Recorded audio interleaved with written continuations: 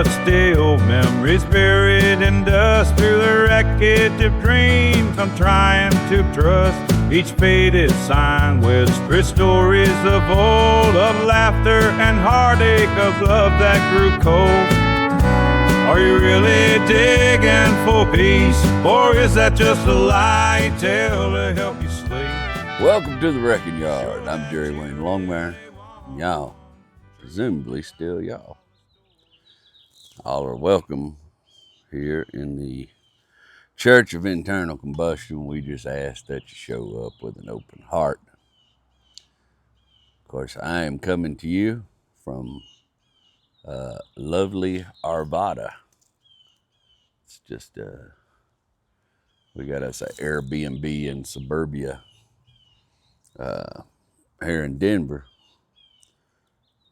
for the week while we were up here.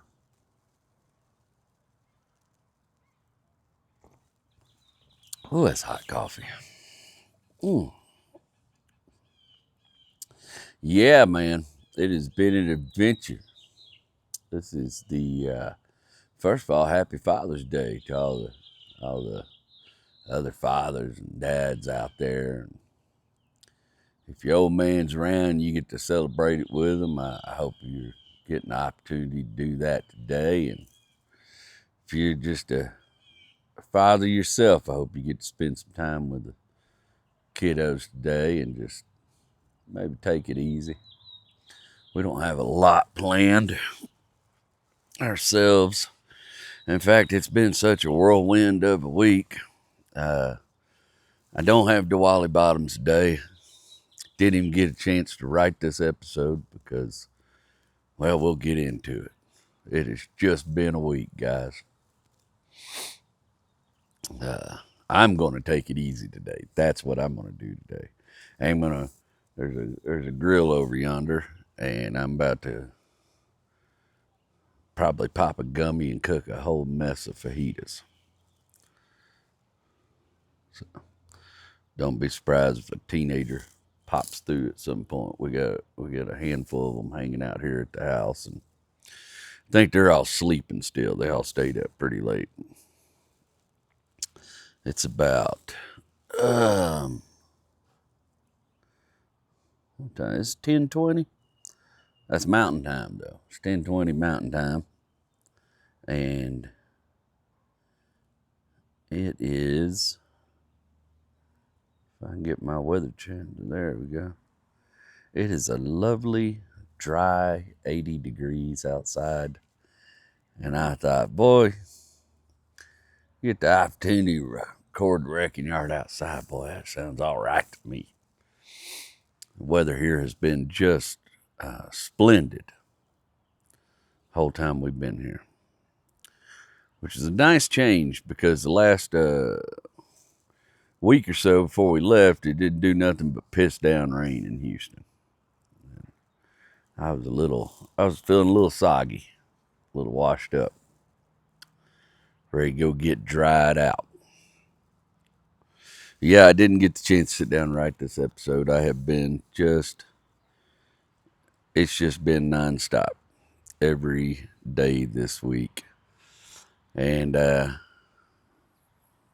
just decided to raw dog it in the spirit of Father's Day.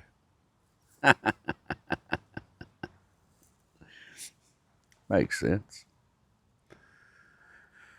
First, let's thank our sponsors, Outlaws and Gents Men's Grooming Products. You know I use them every day.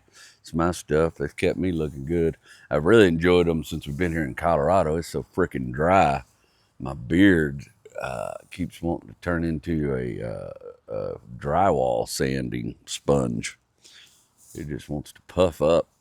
And so it's been nice to have my Outlaws and Gents beard oil and beard butter here to keep me soft, keep me manageable.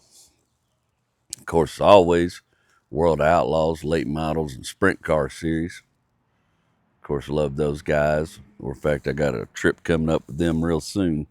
In fact, we're gonna leave Denver tomorrow and head back to Houston, and then Wednesday, I believe, 24th, I got to get up and fly to Minneapolis and get me a rental car and drive to Fergus Falls, Minnesota to the I-94 Raceway for the late model races.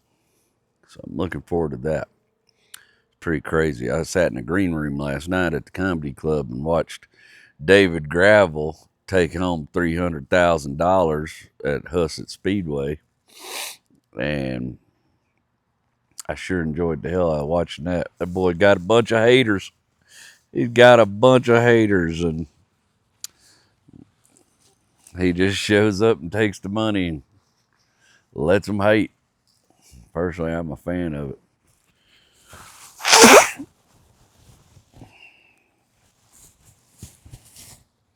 Oh, nobody is bigger trolls and talks more shit online than race car people. I swear to God. You get on those World Outlaws posts or anything, oh, it's rigged. It's rigged. Because somehow one series and one car owner convinced 49 other teams to let him win. Like, dude led every lap of the race. Let's just be for real, for real. Some of that mentality makes me laugh. Oh man, it has been a journey this week. I am a little whipped. I will not lie to you. And some of it, it's not all bad, you know. Some of it's good. The avalanche is a little, ooh, boy. The avalanche has put me through it this week. And I think I've narrowed down what the problem is, but I haven't still found the actual problem. But I'm almost 100% sure I know what the problem is. And I think after I explain to you guys everything that's happened, some of you will come to the same conclusion as me, that have had some experience dealing with this sort of thing. You know, I spent all last week working on it, doing this and that, getting stereo installed, and getting the blending door done on the AC, and the blending door works great now, and taking care of little problems here. They're doing the plugs, that kind of stuff. And old girl was running good. She didn't give me any indication that there was problems afoot, other than there was some little telltale weird things going on. I told you guys for a couple of weeks now, and really I found out after I talked to David this was already happening. It's just one of the things he forgot to mention to me. But every once in a while the seat heater would just come on, and you turn it off and it'd come right back on. You turn it off, it'd come right back on, just of its own free will. And so I just said, man, I did a little looking into it, and a lot of times that's going on. It's that controller in the door that's bad. Well, those kind of parts are really not that expensive, so I said, screw it, I'll just try that. So I ordered one of those door controllers, and I changed it out. Then the seat heater wouldn't work at all. And I said, well, I don't have time to dig in that before we go to Colorado. But as long as it's not coming on, that'll be good enough. And then it started coming back on again by itself. At that point, I did a little digging, and I still didn't have time to really dig into it and find out what was going on. I've heard the seat element can short in the seat and make that happen. So I got up under the seat, and I found there's a little green connector that runs all that, and I disconnected that little green connector for the trip.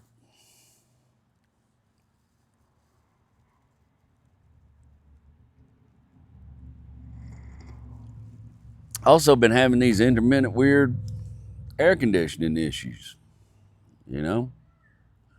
It was a lot of people said, you know, maybe it's freezing up and stuff, and it had done that once or twice, and then I went out there and, you know, changed the orifice tube, did some other stuff, and it quit doing that. blend door wasn't working right. The mode blend door wasn't working right, so I put a new mode blend actuator on the door. The old stereo head unit was fried, so I had this other stereo. I went and I got that stereo working and installed, and everything was perfect on it. Real nice touchscreen bass, like a Pioneer AWH 4500 series. Nice stereo.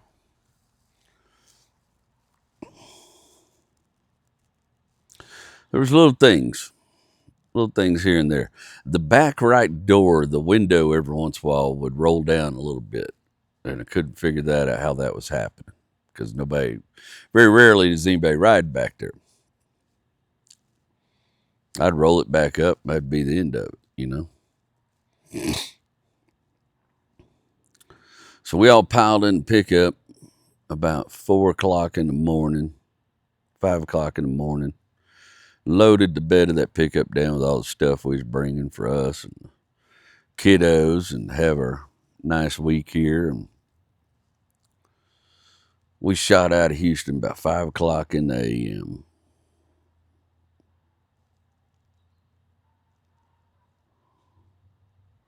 I reckon that was Wednesday, this past Wednesday.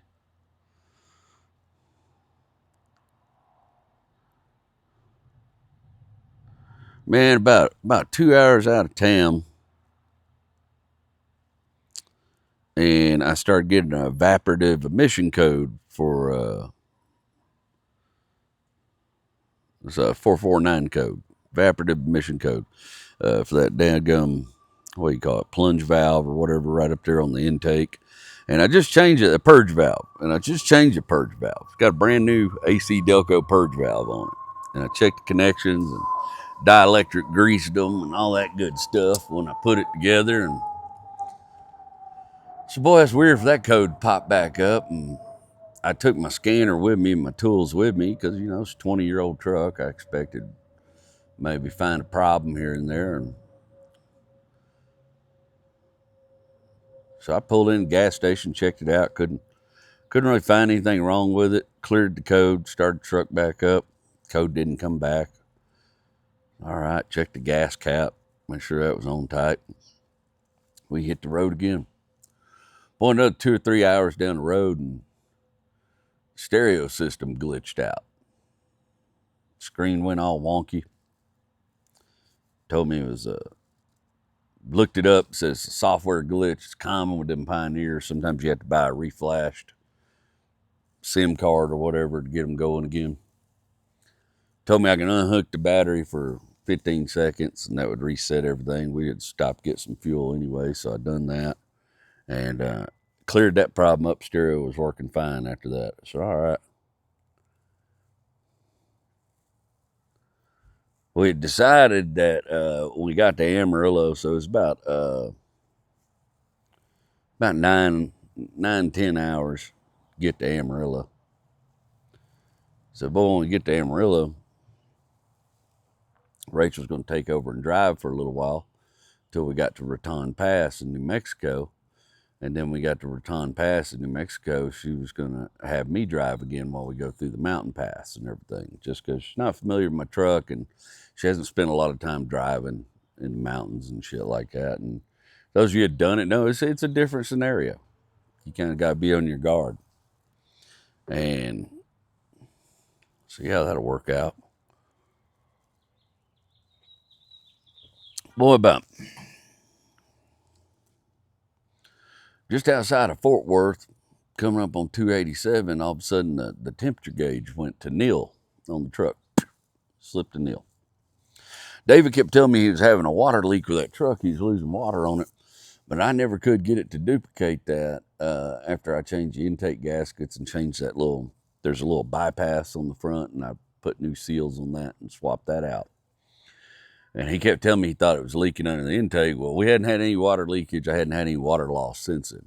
I still had jugs of water in that Avalanche got little side toolboxes on it in the fenders. I had jugs of water in one of them fenders just in case, you know. Boy,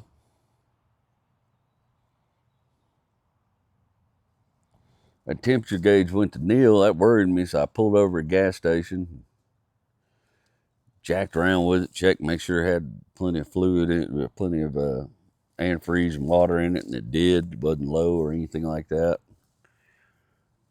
I said, damn, man, I know the GMT 800 clusters are known for taking a dive too. And I said, boy, it's probably just my luck. It's daggum clusters taking a dive on me on the drive.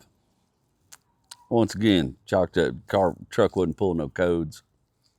I didn't know, I do now know that that's part of the internal warning system of the computer system, is that if it's getting certain kind of errors, it will drop the temperature gauge to nil and open the thermostat all the way up. I didn't have a clue about that. We got back on the road, and boy, just south of Amarillo, I'd say probably about, it's just in the worst place too. There's this section south of Amarillo, short of Clarendon and all that, and Claude, just south of Claude, about 10, 15 miles south of Claude. I had it in cruise control. All of a sudden, it started surging, like it was losing power. And it pops the engine code. Boy, what the hell, man? And you go to give it gas, it won't do nothing. Just pop, pop, pop, pop, pop, pop, pop, pop, pop, pop, pop, pop, pop, pop. Like it felt like it was in limp mode. The same way Rachel's Yukon used to do. My 2000 Z71 didn't do that, but that 07 Yukon, it would go in limp mode every once in a while. It was acting up. I said, damn, man. So I pulled over at a gas station in Claude, see what was going on. And it was pulling PO 171, PO 174 codes. And it was pulling that 449 emission code again. The only thing I can figure out is that purge valve was acting up. Something was doing something screwy. That purge valve was staying wide open and making the engine run lean as hell. And the engine throws itself into limp mode, keep you from cooking a piston. Well, I clear the codes, they'd come right back. I went out there, I hooked the purge valve, took it all apart, cleaned everything up, put the purge valve on, codes come right back. I took the purge valve back off, tested it. Purge valve's testing good. You couldn't blow through it or anything, which is, they say if you take it off, you can blow through it, then the damn thing's stuck open. And sometimes, like the charcoal canister's going bad, they'll get a little piece of charcoal stuck in them or something like that. Damn. Every other indication that I was getting from the truck was telling me I wasn't getting enough fuel pressure. Everything was telling me the truck was starving for fuel. And I started panicking because I was like, man, if that means fuel pump. And granted, I will tell you, most of the time when a fuel pump takes a dive on me, that thing it's right after you shut the truck. You know what I mean? You shut it off and it don't start again. And it's a bad fuel pump. I have never had one slowly die on me. I know it's possible. I just hadn't had it happen, especially not with a GM product. But everything was telling me it was fuel pump. Everything I was getting back from scan data and everything was telling me there wasn't enough fuel pressure. There was a fuel pump problem. And that's a hell of a job to tackle on the side of the road or at a gas station. It's not something you want to. In the meantime, during all that, I've been trying to keep my cool, but I did say the F word 3 times really loud at that point in front of my wife and children. And then after I did that, I sucked it up and got to work on the thing. In the meantime, it was getting hot in the truck. And my oldest was in that back right seat, went to roll the window down while I'm working on the truck, and the window just falls off in the door in the middle of all that. And there's no fishing it back out or anything, so I had to figure out what to do now. So I put everything back together on the engine. I got on Facebook, I reached out, I said, hey man, I got any friends in the Amarillo area that might have a spot I can come park this truck and work on it, just for a little bit. I don't need you know, and I asked for a place to stay, anything like that. I just need a place to work on this truck where I'm not gonna have anybody hassling me or anything like that. Because if I got to drop this fuel tank, that's gonna be a job, you know. And also, I'm probably gonna need to borrow a jack because I don't want to try to drop that fuel tank with a scissor jack. And of course, it's 3/4 full of fuel because that's when fuel pumps like to go out. Then I had to jump around there and take the back door apart and fish the window out and find that the window regulator cable has broke and just dropped the window. So I got a piece of string and I tie the window up and put the door back together. A couple people reach out to us, a bunch of people reach out to us on Facebook offering help, but one particular fellow, Robert, I'm probably gonna mess up his last name. I should have wrote it down. Robert Burton, I think. He reaches out and he tags his brother, Jerry Burke, and he says, my brother's got a shop over there and he's got a lift in the shop. And I know he'd be willing to let you use it and his tools and all that kind of stuff. At this point, I've limped the truck to the Advanced Auto Parts in Amarillo, another 15 miles. I've limped the truck there and it's still throwing the codes, acting fool. Guys at Advanced don't have anything I'm looking for. They don't have a fuel pressure gauge. They don't have none of that. So I lift the truck over to O'Reilly. I rent a fuel pressure gauge. I go ahead and buy the fuel pump because I just assume I'm about to have to change this fuel pump. And I went ahead and got some mass airflow sensor cleaner and some electrical parts cleaner just in case this was some kind of weird electrical problem, you know. Meantime, over there, that dude Robert hits me back and they give me the address and tell me where to go. And I go over there and I meet another dude named Robert who opens the place up for me and then also opens the house up and allows Rachel and the kids go in there and hang out in the AC while I'm trying to diagnose the truck and figure out what's wrong with the truck. And the guy's got a nice little shop and Amarillo drag racing stickers all inside. And everybody kept saying, reach out to that Amarillo drag racing club because it's a bunch of mechanics and stuff. And I didn't know that's what these guys were all tied in with. I just knew one of these dudes was a preacher. And just something told me to trust the guy, you know. And it's that whole, I've been doing this 5 labors of growth thing. And then I had to practice all that in the same day. The humility, the trust, all of it. I had to be that guy that let the Samaritan help him. You know, I had to trust in another human being with my family. We even had Ophelia with us, the cat. Right? It's a bad situation that father has gotten his family in. And meanwhile, Jerry Burke, the guy who owns the house, shows up. And his poor wife has been in the hospital passing a kidney stone.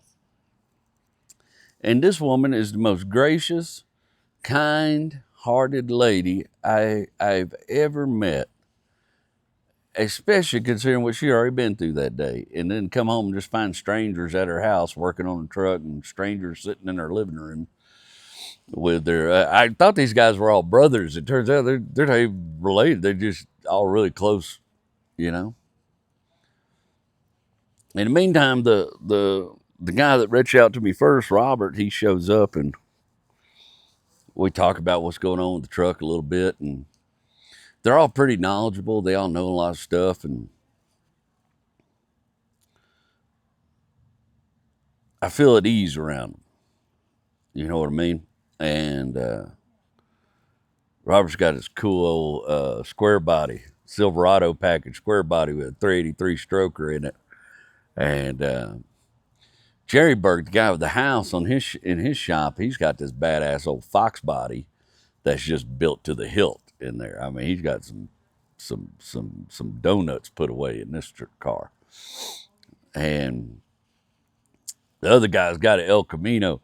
But it's funny because we got 2 Jerrys and 2 Roberts. So we got 2 Jerrys and 2 Mr. Bobs on the situation. I'm feeling better and better by the minute. Boy, I test the fuel pressure and get the fuel pressure. Meanwhile, Jerry, kind-hearted as he is, goes there and gets a big old fan because it's every bit of 101 degrees. Gets a big old fan and puts it on me. Do a fuel pressure test. Pristine fuel pressure. Not a thing wrong with that fuel pressure. I mean, GMs are real finicky about their fuel pressure, and this thing has dead on balls 55 psi fuel pressure. Not a reason in the world this thing should be starving for fuel. There's not an external fuel filter on the rail in those 2006 models. Only fuel filters in the tank on the actual pump. Not a problem in the world.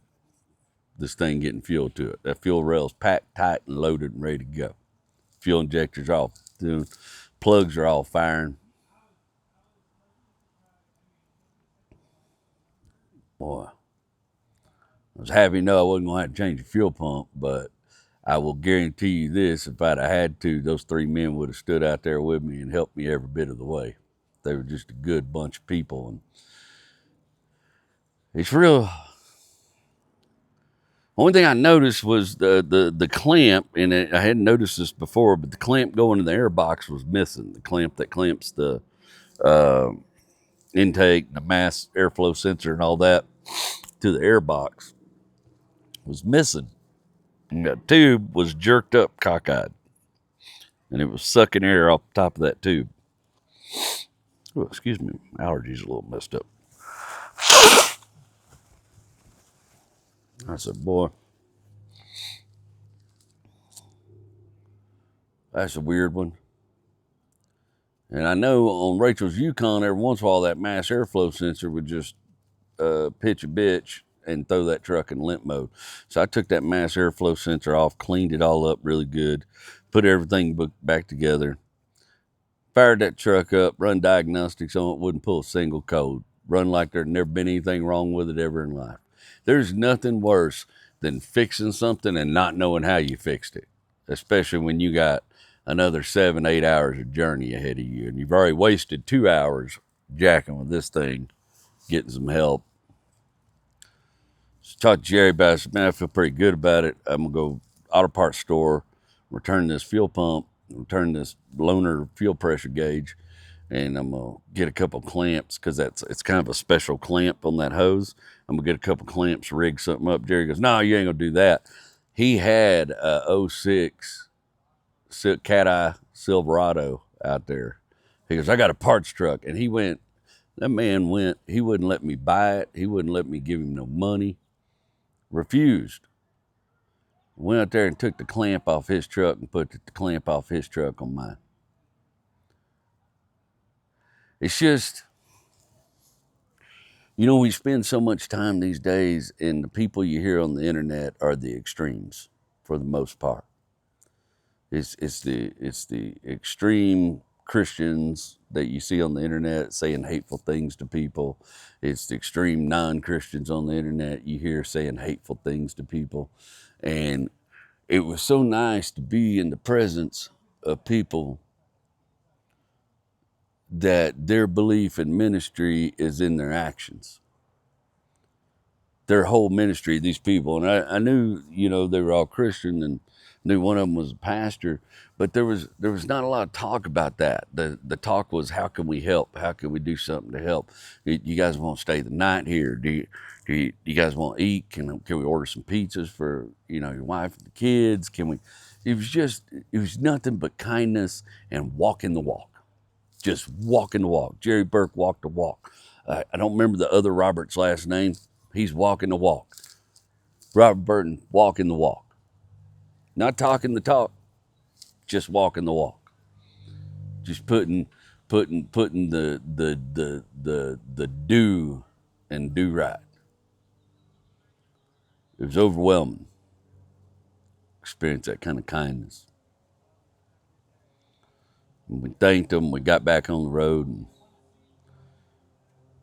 I just told Rachel, I said, I'll drive the rest of the way. I'm just going to drive the whole trip, because truck's acting up, you're unfamiliar with it, and I'm still not 100% sure of this Sun 50. Rachel's like, yeah. And also, y'all don't know this, but Rachel hurt her shoulder a couple weeks ago. Like, we think she might have tore a muscle or something. She's been getting health care for it and everything, but she has been in just agony. Her whole, like in her shoulder blade on the back of her back. And she's just had a real hard time. And so she was uncomfortable.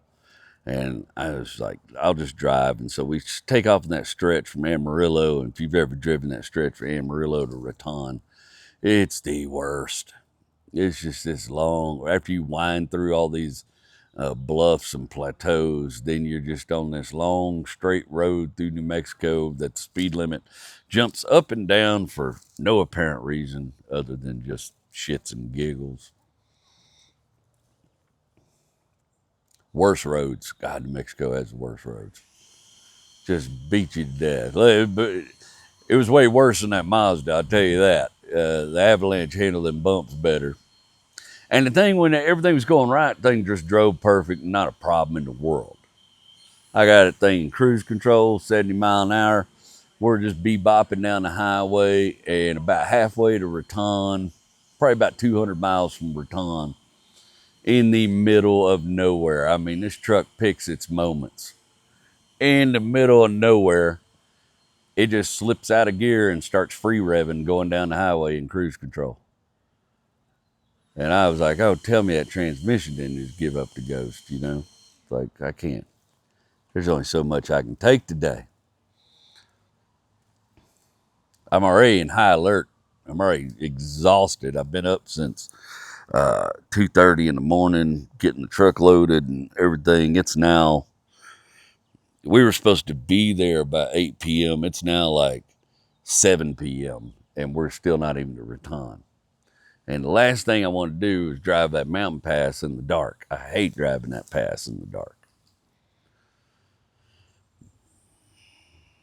But we're 200 miles outside of Raton. That thing freewheels, starts free revving and cruise control. I said, damn it, boy. And I didn't know what to do, so I popped it out of cruise control, and I went to give it a little gas, and it was doing that pop, pop, pop, pop, pop, pop, piss poor running thing in. Pop, pulled that evaporative emission code. Bap, pulled that PO 171, PO 174 code again. I said, damn it.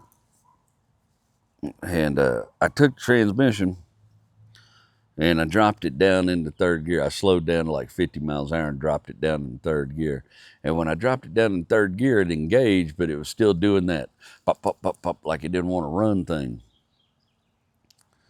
So I just let off the gas and let it slow down. And I cleared those codes again. The minute I cleared those codes, that thing run like a champ again. No problem.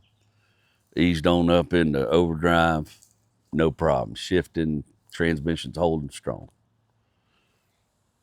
I didn't know that's also part of lip mode. It can do that too, is throw the damn thing out of gear. So I was like, man, maybe there's some short in that cruise control. Both times something this has happened, it's been that cruise control. I ain't gonna use cruise control the rest of the trip. Get on into Raton. Of course, we had to go through the pass in the middle in the dark, and it's sketchy, and I don't like driving that pass anyway, but I damn sure don't like driving it in the dark, especially with a truck I ain't 100% confident in anymore. Get on into Colorado, and the stereo screws up again, flips out again, doesn't want to heat up. Oh, so also the other thing that started happening about 5 hours in the trip is the air conditioner started freezing up every time. It'd freeze up, you turn the AC off, just turn the blower motor on, blend door, all that stuff's working fine. Turn the blend door off, it thaw the damn AC out, turn it back on, go, go, go. But it's like the clutch was never cycling off, like it was just running until it froze the thing every time. I tried different temperatures, everything. So then I just have to start cycling it, you know, because it's 101 degrees outside. I ain't trying to cook the family. So it does that. We roll into Denver. It doesn't go in limp mode again. We rolled into Denver probably about 1:30 in the a.m. Just, 16-hour trip turned into a 20-hour trip. Get the truck unloaded, get our Airbnb. Get up next day. I have to go to the airport in the morning, pick up my oldest kid's friend from the airport. Truck works fine, no problems. I had a show that night, Denver Improv, which was, we didn't sell as many tickets as I wanted to at the Denver Improv. We only sold 31 tickets Thursday night, but damn if they weren't the best 31 people that could have come. We had wrecking yard people there. It was a lovely experience. It was a lovely show. Had a great time. Also, got to meet the manager of the Brea Improv that I'm going to do on my birthday. Good show. Ended up actually making some decent money on the show, even with low ticket sales, because the way the contract was set up. And so the next day, I know I got shows in Fort Collins. So last year when I did Fort Collins, we were staying in Colorado Springs. I left Colorado Springs at 3 and made it to my show in Fort Collins, no problem at all. Made it plenty of time. So Ray said, what do you want to do? Do you want to work on the truck today? I said, no. I said, I'll probably mess with the truck tomorrow. I said, let's go take our oldest had all their friends here in Denver that were hanging out. I said, let's take the youngest over to the water park, go have some fun with him. And so we took Noah over to this little water park thing in Westminster. I hung out over there. The truck was running fine, not a problem. Come about 2 o'clock. I was like, hey, I need to head back to the house, take a shower, go do the shows in Fort Collins. We're leaving the damn water park. And I watched my stereo face short out in real time. LED screen, everything just goes haywire. And it's still jacked. Half of it's just jacked. It's not a big deal. You can get a replacement or whatever. But just one more thing. You know. Come back to the house, dropped him off. I get showered, changed, start heading to Fort Collins. I end up stuck in traffic for like 2.5 hours. The first show had already started by the time I got to the club. There was a big wreck, Highway 34. They had all the northbound lanes on 25 closed. I ended up getting there the show started at 6. I got there at like 6:20 and was in the club for about 10 minutes before I had to go on stage. Didn't even get to see the crowd until I walked out, and damn near sold out. I said, boy, this is the way to go, boy. We had a hell of a show. So in between that, I'm Googling and researching truck and come to the conclusion, truck's got a bad ground wire somewhere. Truck's got some bad grounds. And the GMT 800s are known for that, especially the avalanches.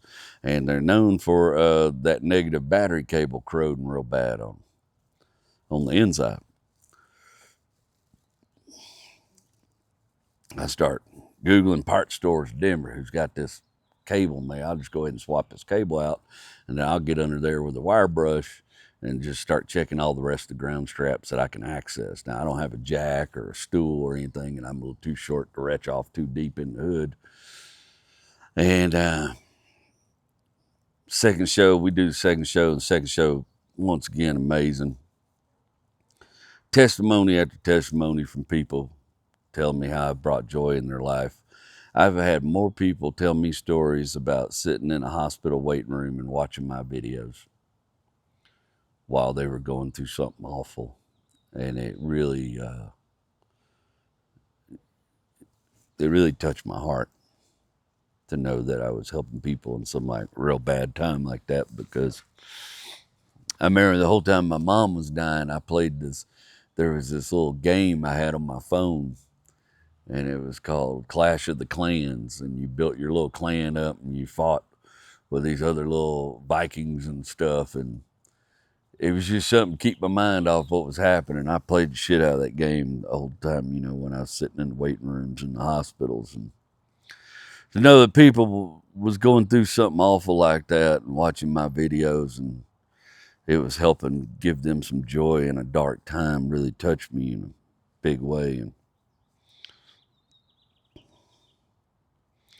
And also, I'm telling the Harry story at the end of the show now, and people are also coming up and telling me about their struggles with opioids and things like that, and roads they've been down dealing with that. And that's touched me a great deal too. I wasn't aware there was that many of us.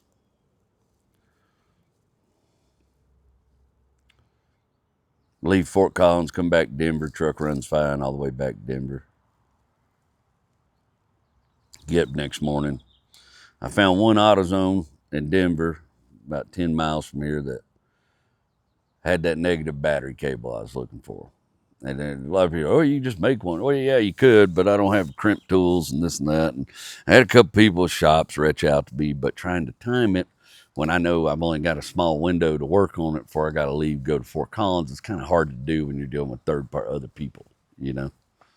You don't want to impeach on people's kindness when somebody's like offering to do something for you, but also I'm on a pretty tight schedule. Man, I go over there, get that cable. Takes 30, 40 minutes to get over there, 30, 40 minutes to get back. Realize the only thing I got's a damn scissor jack, and I don't trust that this driveway is real inclined. I don't trust that scissor jack. I didn't have anything to block up the wheels with. I wasn't about to climb under that sun 50. But they got big curbs on the side of the street, so I pulled the truck in the street and turned the left wheel up on the curb so I could get up under the truck and unhook all the points of contact. It's got 2 points of contact that come off that cable. Wire brush the shit out of everything. Clean up the contact areas. Go get the new cable out of the box. It's the wrong cable. It don't even almost match. It ain't even close. It's after I called AutoZone to make sure they put hands on that cable. And the guy that put hands on that cable, I could talk to him on the phone. I tell you, he's kind of a dipshit, to be honest with you. And he said, I'll put it on hold for you. And then he didn't get my name or anything. He hung up. So when I got over to AutoZone with my son, me and Noah go in there. It takes us 20, 30 minutes to get the cable because nobody knows where this guy stuck the cable. He stuck it under a shelf somewhere and didn't tell nobody and then left for lunch. And so they have to hunt all over the store before they find this damn cable. Then I get back, unhook it all, find out it's the wrong dadgum cable. Boy, say shit, well, by that time it's 2 o'clock. I ain't got time to do shit, take a shower, put my old cable back on, clean everything up as good as I could, clean all the contacts. I took a couple other ground straps, the one off the back of the engine going to the firewall. That one I don't feel too good about. I'm going to replace that one, but I did the best I could, clean it up and everything, put it back on. Took a shower, hauled ass back to Fort Collins. So Friday night, both them shows was almost sold out, and I'm kind of superstitious. I said, boy, ain't no way in hell we're going to have 2 shows like that again tonight. Not after 2 badass shows like that. These 2 shows are going to be stinkers. Nope. Saturday early show is packed, and we knock it out of the house. Opener comic, guy named BK, he's amazing. Knock it out. I'm like, boy, his last show is going to be a stinker. Sold a bunch of Diamond Gem certified stickers. The Harry story went well. I filmed both of those shows Saturday because I'm trying to get some more clips and stuff for advertisement. And that's what we'll do today. Instead of a closing sermon today, I'm going to play you guys a clip of me doing Harry. The sound's not great on it, so you have to bear with me. I got some better quality sound coming for it. But I'll play, so you guys that have been around a while, you know the Harry story, so you can kind of see how I'm telling it on stage. We'll play that today. Both those shows packed. Late night Saturday show, probably the biggest show, probably the most sold show. Once again, testimony after testimony.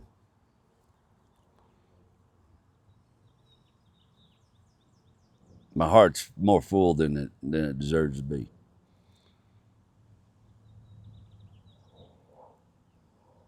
%100 more full than it deserves to be. Amazing night. Good ticket sales all weekend, which is, I don't know how much anxiety I had about a 4-show weekend and trying to sell enough tickets for that. And everything's just making me feel like this tour is gonna go without a hit. Like we're gonna do all right on this tour. And if we do good on this tour this year, next year we can go more places, which is always the goal. Go more places, get more people to enjoy the live act. And man, Friday night also, some friends of me and Rachel showed up. So 20 years ago, Rachel and I was working at the Laugh Stop. There was a waiter named Adam and another waiter named Courtney. And we all hung at service. People hang out together. We drink together, and we were all beating our livers up and living youth. Though we were a little bit older than them, we were all living our youth and just having a good time. And Courtney was always a pretty good friend to me. Boy, she was always a pal to me. And I look up after the first show Friday night. They've been married for a long time, and they moved off to L.A., and I guess they live in Denver, or outside of Denver now. And they come walking up after the show, and I got to sit down, and it was just so wild to see these two people from 20 years ago that are part of Rachel and I's origin story, and we're part of theirs, and just be with them in a comedy club lounge 1,000 miles away from where all that happened. And it was just so wonderful to visit with them and see them. Really did my heart a lot of good. So it's been, as far as the shows go, it's been an incredibly successful weekend. I'm feeling better about the tour and a little less anxious. As far as the Avalanche goes, this has not been an incredible weekend. And that thing, I mean, y'all tell, am I crazy? That's too many weird problems, right? That's definitely a grounding issue. There is definitely an electrical issue with that truck. It's either got a PCIM going bad or a PCIM ground that's losing connection when you get, because I notice on bumpy roads it starts acting up. It went into limp mode for just a little while yesterday, and I cleared the codes and it was fine again. And I'm gonna stop. There's part of my brain keeps trying to convince me there's charcoal stuck in that purge valve. So I think I'm just gonna buy another purge valve when I'm at AutoZone and just have that in the truck with me for the drive home, because we're gonna get up Monday morning and beat feet at home. But for today, we're gonna relax. While this is rendering and getting ready to upload, I'm gonna run over and return that bad cable from AutoZone, and then we're just gonna relax. We got a whole mess of chicken and beef, and I'm gonna cook these kiddos up some real Texas fajitas, and we're gonna make a day. I don't know if you see the little putt golf thing. We're gonna play some miniature golf, and there's a hot tub over there. Me and Mom will probably get back in that hot tub and relax and enjoy some of that Colorado cabbage before we gotta come back to reality Monday. And then I'm just gonna take it easy on the way home, and hope Avalanche can see fit to give me a less problematic trip to the house after I cleaned up all these grounds and stuff. At least that's what I'm hoping.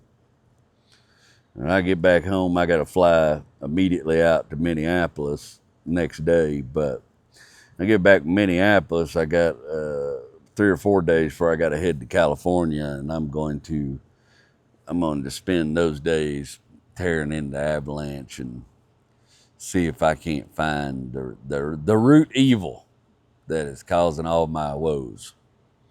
I ain't mad about it. The biggest takeaway for me is I am not my father. Cussed a little bit when things first went wrong, but the rest of the time I spent my head down just fixing problems that we could get here and that everybody could be safe. Not a bunch of carrying on, yelling, throwing tools, none of that nonsense. Feels good to be at a stage in my life where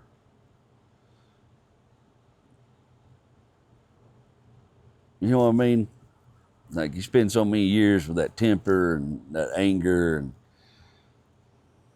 it feels good to practice what I preach a little bit too, put those 5 labors of growth into action. Take care of things that need to be taken care of.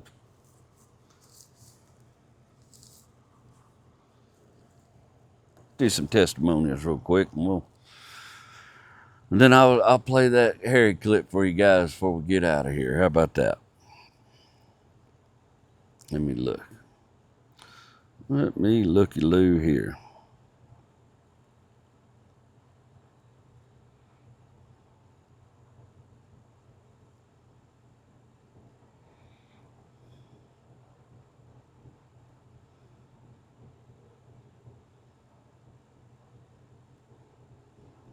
Sorry, I got to pull these up. Boys, give me every ad in the world.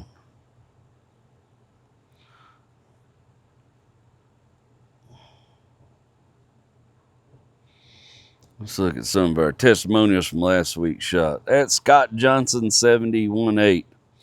I love the interview. This is our interview with old Clifford Brooks. I love the interview, and I'm really excited for your future exploits in the printed word. By the way, your show in Denver last night kicked ass. Thanks for sharing your talent with the rest of us. Thanks for coming out to that Denver show. I had a great time on that stage. It's a good club. I look forward to coming back, maybe selling some more tickets next.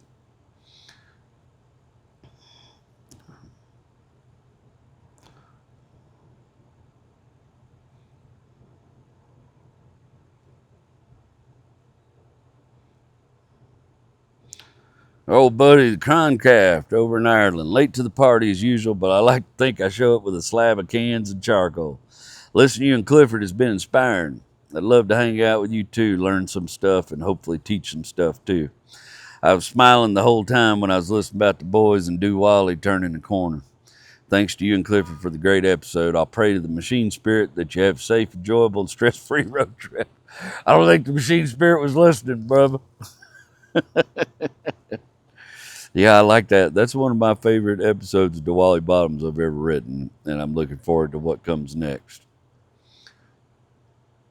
Nope, right here. Had Dirty White Boy, 1979. Hey, JW, I'm sure, don't doubt you have a similar electrical gremlin like I did. I had a 2001 Yukon 3/4 ton. They had programmable memory seats. I found they'd randomly change positions overnight or whenever I drove it next. Never had a problem with the heaters, though. I'm sure it's related. I never got it figured out. It was only a minor inconvenience, but I'd be curious to see if you find the problem. These were the early days of having some kind of control module for every damn bell or whistle. Today's trucks make my head spin. I'm still a carbureted man in a fuel-injected world. All the TV screens belong in the living room, not the dashboard. Anyway, safe travels, my friend. I appreciate it, brother. Yeah, it's electrical gremlin. Her name is Bad Groundwire, and I'm gonna find her. I'm just. Y'all tell me if I'm wrong. Tell me if I'm crazy, but I'm just 100% convinced I got a bad ground on that truck somewhere, acting a son 50 fool.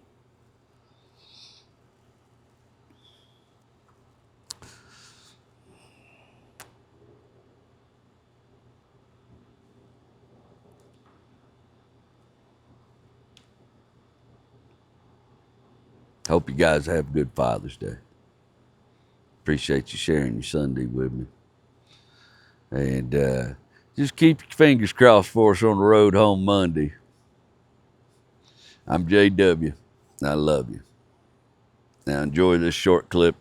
This is the early evolution of the Harry story and how it's going to work on stage, but I hope you enjoy it. I love you guys. I want to tell you guys this last story, and I don't know, it's on my heart to talk about it. I've been working on it for a little while, and it's a 100% true story. But back in about 2012, I was addicted to painkillers. I tore up my back in my 20s, tore up some discs and stuff, and a doctor introduced me to opiates.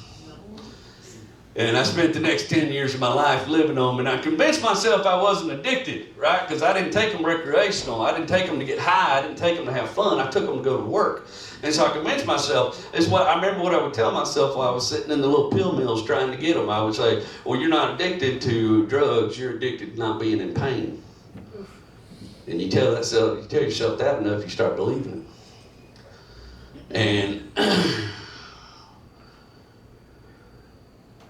at the end of that year, 2012, my mother was in the hospital dying of liver disease. And my friend Rodney Norman, I had tried to kick the pills a couple times before. My friend Rodney Norman, another stand-up comic, had told me one time that he joined the Marines after his son died because he figured nothing could hurt him more than that. And I said, boy, nothing could hurt me more than losing my mama. I'll quit these pills right now, cold turkey. And boy, was I wrong. Holy shit, that hurt. I'm talking 30 days, my eyelids hurt. I've never been, them government drugs is good, brother. I've never been in so much pain in my life. And the kicker is, when you get done being in pain from the withdrawals, your back's still jacked up. You're still in pain. And so I go to Dr. Andy, who had helped me get off the pain pills. And I go to Dr. Andy, I go, I need some help. He said, let me send you over to this doctor I know. We call him Dr. Kang. And Dr. Kang is a pain management specialist. He'll get you some cortisone shots and fix you up. And Dr. Kang decided, because I was a cash customer, that I couldn't afford cortisone shots. So he put me on this medicine called Neurontin. And I took that medicine. That was a Monday night. I took that medicine that first night, and I was in more pain. I had the scariest nightmares I ever had in my life. Tuesday night, the dreams got worse. Like crazy. My mom had just died. I was having dreams about her sitting up in the coffin telling me I was a burden on my family. Just the worst dreams I ever had in my life. Wednesday morning, I woke up out of my mind, like wanting to end myself. And when I tell y'all that is not my style, that is not my style. I'm terrified of death. Right? Y'all don't ever unplug my ass. Somebody might come up with some shit. Y'all want to freeze me, put my head in a tube or something until we find a better body for me? Let's do it. I'm on board. Okay? I don't want to leave this some 50 till my knees sound like a screen door. I want to get it all. And so I knew something was wrong, because that's not how I think, and I knew something was wrong, and I was feeling that way, and I told my wife what all was happening, and she looked up the medicine. We found out one of the main side effects, suicidal thoughts. Dr. Kang told me to call him if I needed him, so I called his office. I got his nurse. She goes, well, I'll tell him what happened. I'll have him call you back. He doesn't. And I had to go to work. Right. Is everybody okay back there? I had to go to work right after that. And I went to work, and at the time I worked at that little community where I got hurt right there on the lake. And right up there on the lake, there was a little boat launch. And right by the boat launch, there was McDonald's. And every working man you know has got a favorite place he likes to eat lunch. My favorite place was at the boat launch McDonald's. I'd get me a Happy Meal, and I'd watch guys screw up, unloading and loading their boats. Just put a little joy in my heart before I went back to swing a hammer the rest of the day. There was a dude who worked at that McDonald's named Jamal, and Jamal was a tall black dude that always gave me shit because he caught me smoking a joint in the parking lot one time. And so every time I walk in, he would joke with me about smoking weed. And that day I walked in, it was no exception. We made a couple jokes. I went and sat down to eat, and right across the table from me at the next table was this old man reading a newspaper. An old man looks up at me, puts his newspaper down, starts talking to me. Tells me his name's Harry. He's a retired tractor mechanic from Detroit. Grew up in a junkyard, just like me. Said that he'd moved down to Conroe to be closer to his kids, and we talked about life and love and how important it was to be close to your children because they'd be your only friends when you got older. And I walked out of that restaurant feeling like a weight lifted off of me, like I was going to be all right. And went back to work. Dr. Kane called, tried to prescribe me an antidepressant. I told him to kiss my ass. And I went home from work, and I told my wife and my father-in-law about Harry. And they were like, wow, that's amazing. I was like, yeah. And the man just put my mind at ease. Boy, about 3 days later, I went back in that McDonald's. And I walked in, and old Jamal looked at me and goes, dog, what was you on the other day?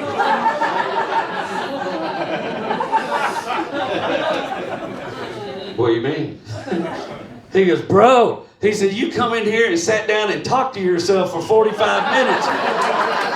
People were staring at you and shit. He said, bro, I went over there pretending like I was mopping behind you to see if you had a Bluetooth. Dog, there wasn't no Bluetooth. And I run out of the McDonald's mortified, right? I went to the house and I told my wife what happened. I told my father-in-law what happened. And my wife's very rational, scientific gal, very intelligent. She said, you know, I've read that sometimes if your brain knows you're in trouble, it can do things to protect you. It can create auditory hallucinations, visual hallucinations. Your brain can save you if you're in trouble. My father-in-law was a very religious man. He said, fella, I think God sent you a guardian angel named Harry. And either way, I don't look a gift hairy in the mouth. But if it was the Lord, I appreciate it. Wish you hadn't let me look like a jackass in the middle of the McDonald's. Hey guys, I'm JW. I love you.